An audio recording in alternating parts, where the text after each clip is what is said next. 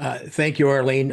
Again, I'm Mark James. My practice is Performance Advisors Group, and I work with all sorts of organizations, including organizations like yours, to help with workplace performance, employee engagement, improving culture, and helping organizations to manage change, some of which I'm going to touch on today.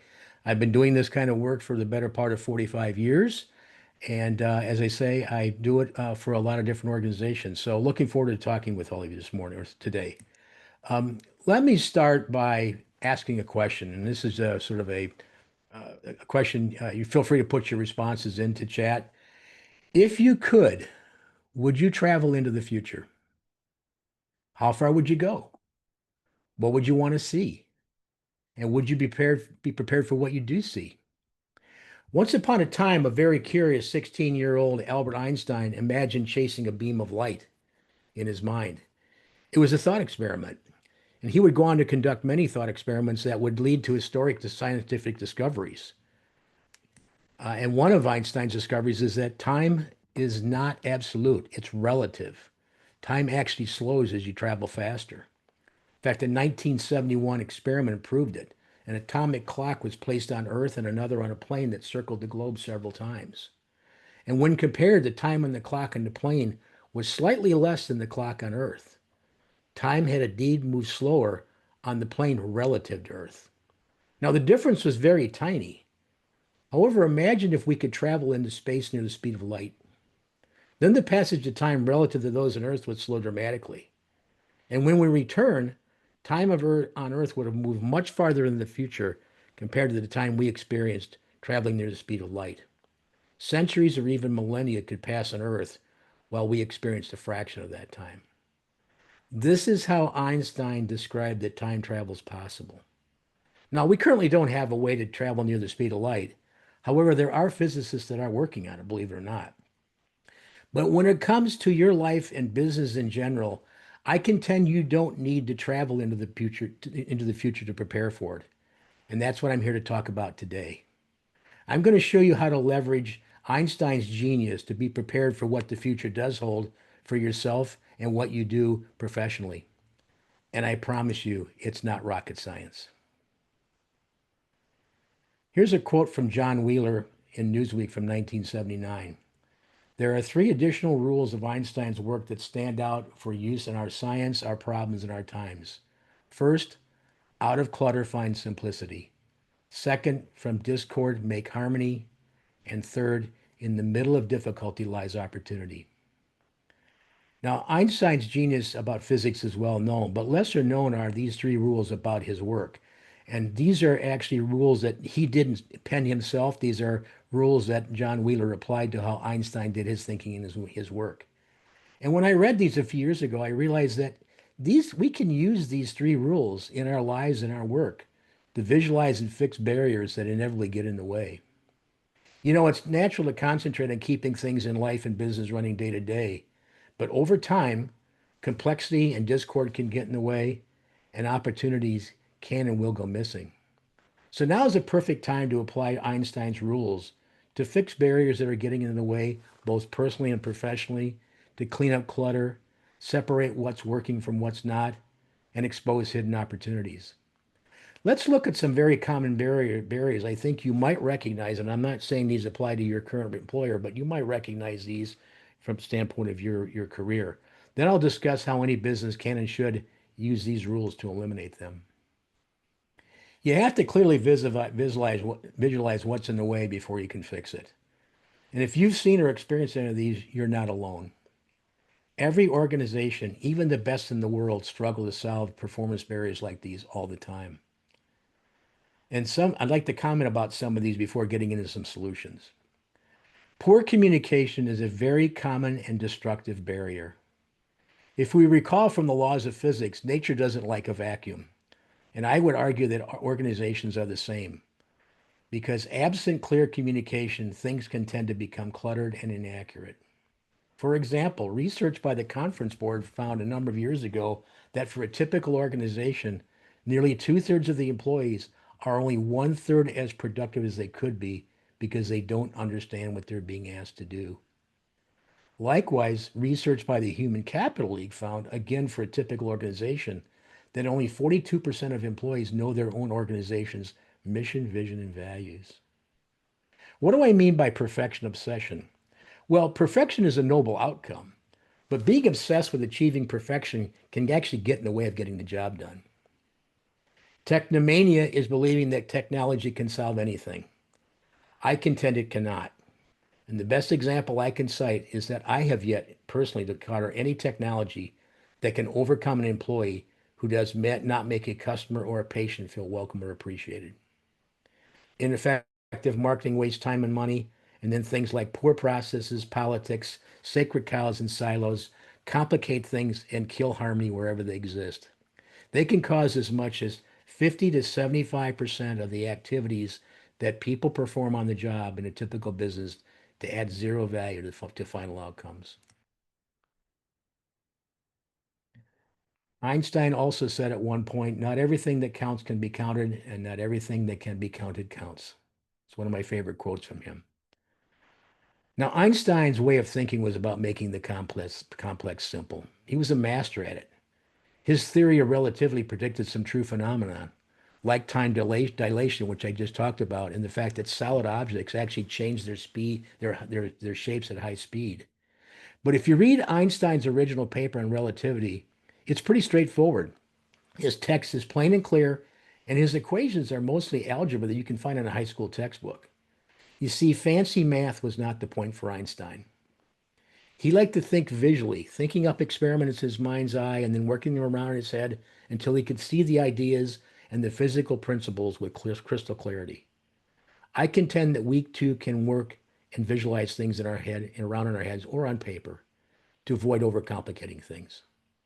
Here I'm reminded of what James Clear said in his book Atomic Habits, and it's a book I highly recommend if you haven't read it yet. In his book Atomic Habits, he said, quote, you do not rise to the level of your goals. You fall to the level of your systems, unquote. Replacing clutter with simplicity gives you time to find and build better ways of doing things. Now, remember what I said about the 50 to 75% of employee activity adding no value? Well, the solution there is not just about doing more with less.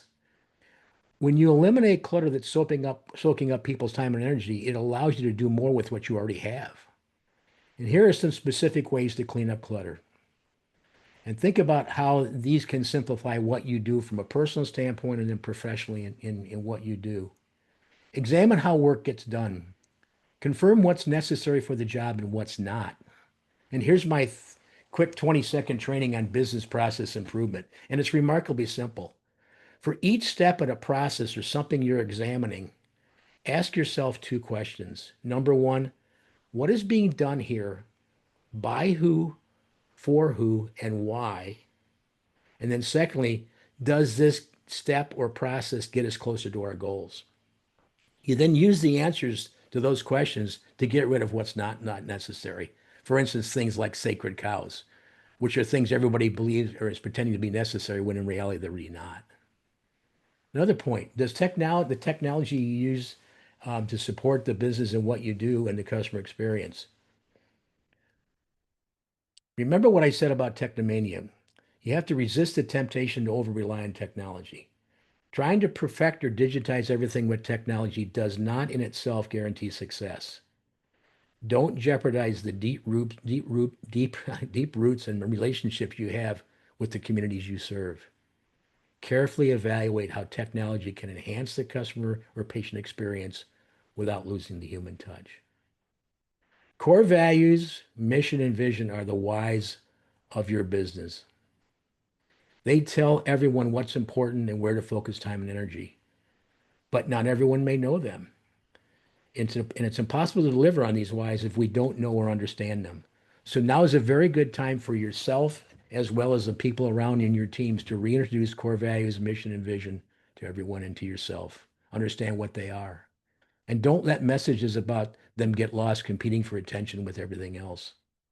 And finally, here, you can reduce distractions and confusion by limiting the key results measures you're asking everybody to track to a maximum of probably 3 to 5. And this is based on research by the Workforce Accountability Study. And they found that, quote, organizations with a few memorable, meaningful key results will reduce employee confusion to nearly zero. Now, moving on to harmony, let's consider for a second that, and one of my favorite quotes from Betsy Jordan here is that equally informed people will seldom disagree. Discord happens when there's disagreement. And a key symptom, if you think about it for a minute, when there's discord afoot, is that there's a temptation to prove someone or something else wrong.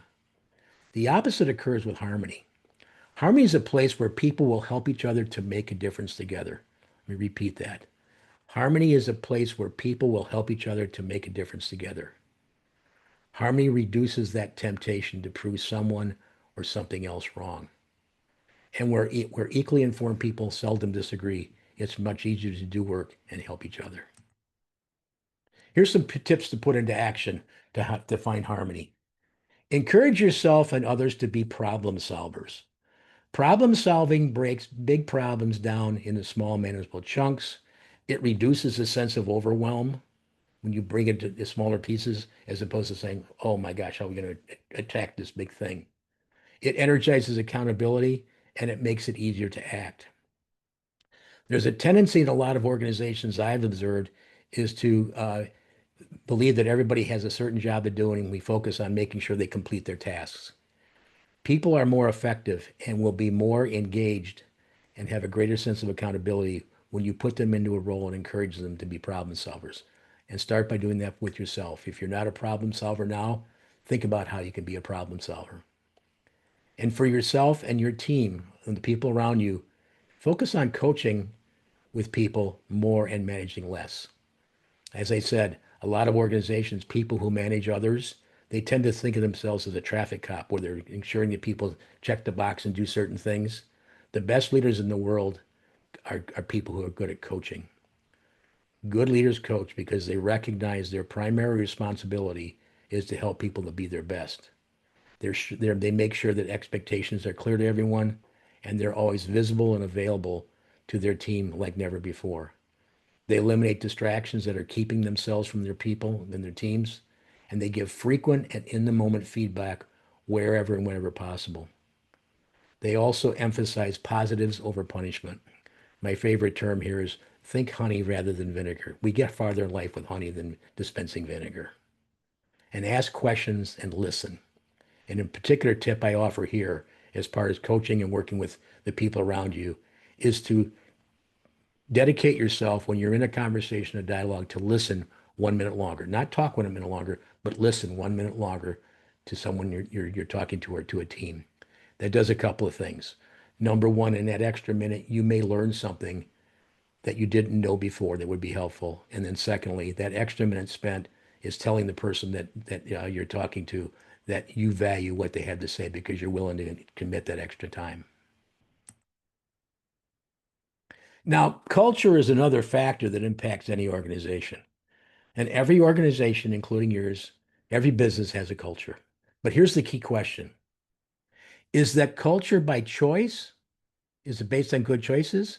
Or is it a culture based on chance? Chance, when it comes to culture, invites trouble. And ignoring culture will undercut performance and your business's image. On the other hand, choice reinforces desired outcomes. People who lead an organization or manage a team have a huge influence on a company's culture too. And I want to talk about that next. To achieve a culture by choice, there's no getting around the actions of leaders and managers and supervisors. What they pay attention to and the behaviors they reinforce or don't are the most significant determinants of a business's culture. Now, whether you are currently a leader, a manager, or desire to become one someday, focus on leading by example here. Demonstrate a personal commitment to company values, mission, and vision. Promote dialogue and new ways of communicating. Be sensitive to the needs of employees and patients, and always encourage new ideas. Now, here's a sign of an ideal culture. Now, these are difficult to achieve in a culture by chance. So you can set these as a goal in a culture by choice, or use this list to confirm where there may be opportunities to make improvements in the culture that currently exists. And remember that what the key benefits of achieving harmony are. It's that place where people will help each other to make a difference together and where equally informed people will seldom disagree. Einstein was right. We cannot solve our problems with the same thinking we used when we created them. He firmly believed that opportunities actually exist in times of difficulty. And seeing opportunities is about thinking differently. Einstein also said, quote, that the only source of knowledge is experience, unquote. The reality is that big breaks really begin as problems quite often in our world. Now, yes, we should accept that things are beyond our control sometimes, but it's important to have a mindset that's always looking for new ways of thinking and for positives. Einstein described this new way of thinking as what he called a state of creative immersion, where you use learning and discovery and positive emotions. You see, his underlying belief was that the more creative ideas emerge actually from mistakes and failures, they expose opportunities. Business and life in general is about dealing with risk. Risk is a fact of the universe, but its presence is evidence that an opportunity exists. So the key is to take intelligent risk based on clear thinking, knowledge from experience, helping each other make a difference together, that definition of harmony I talked about, and making the complex simple. Now, opportunities bring change, but change can trigger a fight, flight, or freeze response in people. But remember, it's not the change itself that triggers those responses.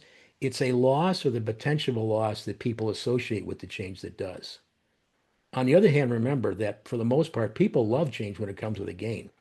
In fact, I'd be willing to venture, do you know anybody who would have turned down a share of that $1.8 billion lottery ticket that was drawn, or that lottery that was drawn the other day?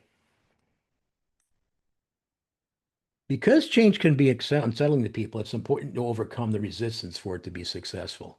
And here's a simple formula to help guide that journey of change.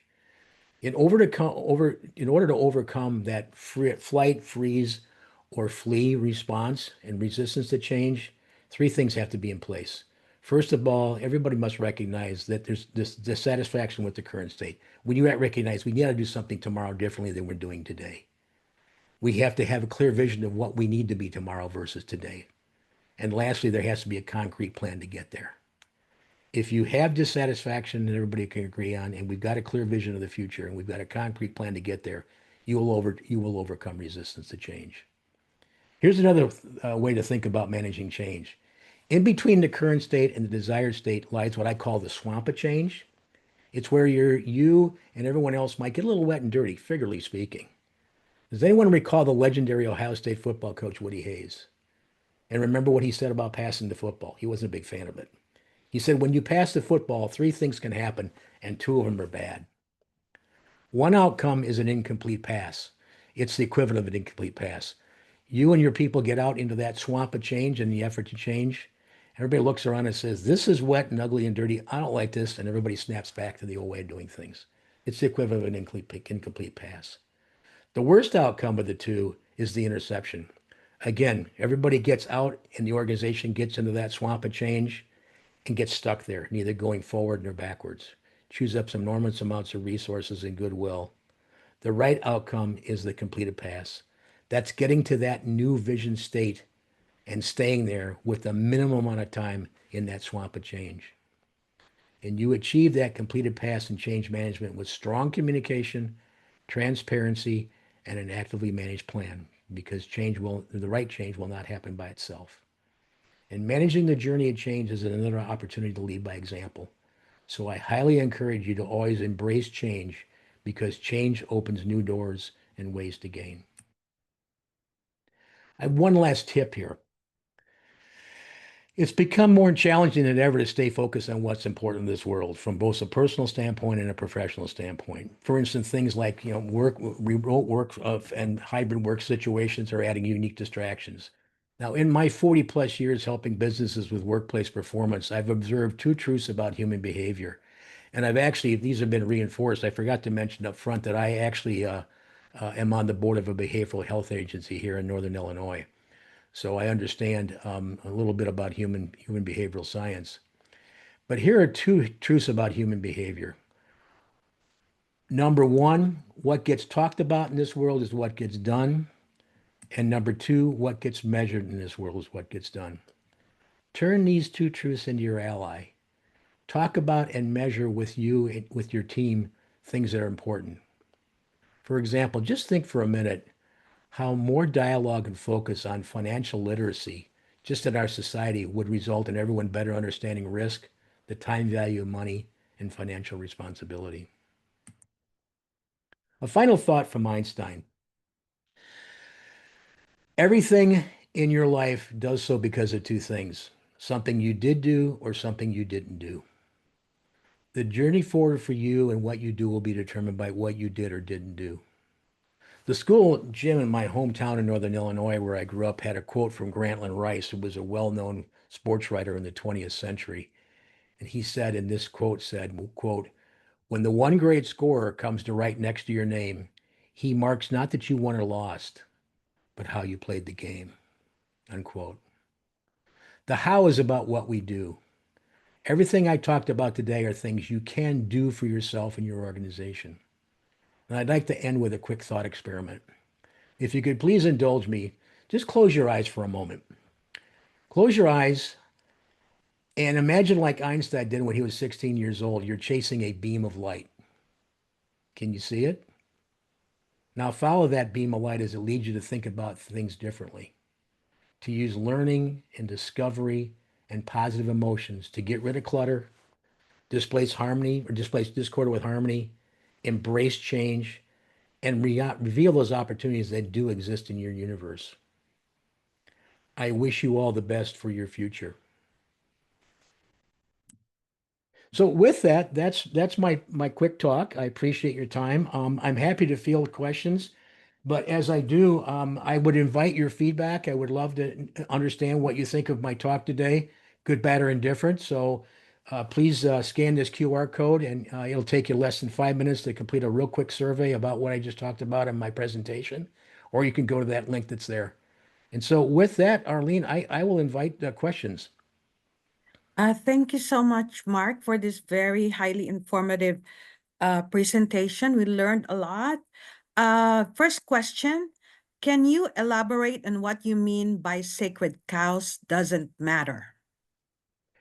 Yeah, sacred cows are those things that everybody is operating, assuming that they're true and they have to happen, when in reality they're probably not necessary.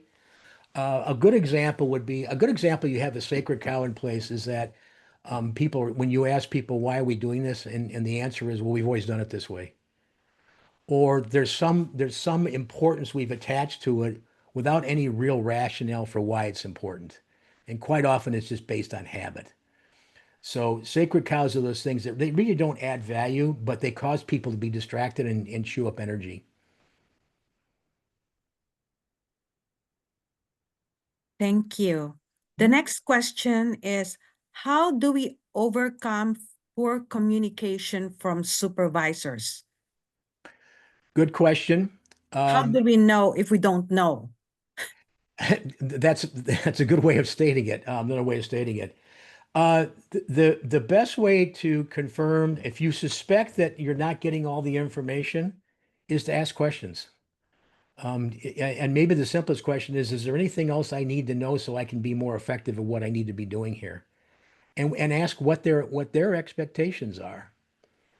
And if you think about, and this is a really good, effective technique, and you can, and I would invite you all to try this. Whenever you say in a conversation, you can try it at home with your kids, you can try it in the workplace. If you finish everything you say with a question, human behavior being what it is, and human nature being what it is that when people are asked a question, normally they feel an obligation to answer the question. So if you ask questions and you end everything you say in a dialogue or a conversation with a question, it will more than likely cause someone to respond, and you'll get perhaps the information that is missing that you didn't know that you needed to have. So that would be one tip that I would recommend. And if it's really a severe situation where they're just not becoming forthcoming at all, it's perhaps a time to sit down and have a conversation and say, I don't feel like I'm getting everything I need from you here. What can we do together and make it a we, not me versus you. Make it a we. What can we do together to better so that I can be more effective and also suggest how what you're going to do is going to help them and make them look good. Thank you, Mark. The next question is, in your work as a board member of the behavioral health group in your area, how do you approach balancing between patient care and return on investment? Hmm. Yeah, since I'm on the board, I don't get involved in the day-to-day stuff with that, but that is a topic that does come up from time to time. So a lot of it has to do with making sure that we understand that the the financial benefits will come from having the right kind of patient-centered view of things, and understand that we're here to help people. So there is that connection. So it really is a matter of understanding that if you do the right things by your patients, the good things will come from that. They're not mutually exclusive, is what I'm saying. Thank you, Mark. Mhm. That's a very good point.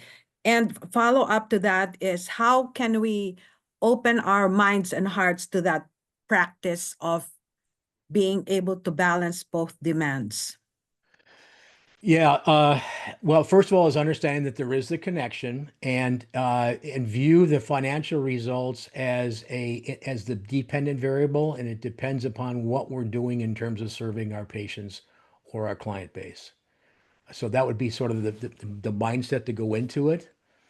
Beyond that, then how do I manage my time personally and what I'm doing to make sure that I'm being effective and the time I'm putting in is on things that are going to benefit the patient and stay away from things that are distracting, like sacred cows, for instance, as I mentioned earlier, or focusing on things that don't add value to the patient experience.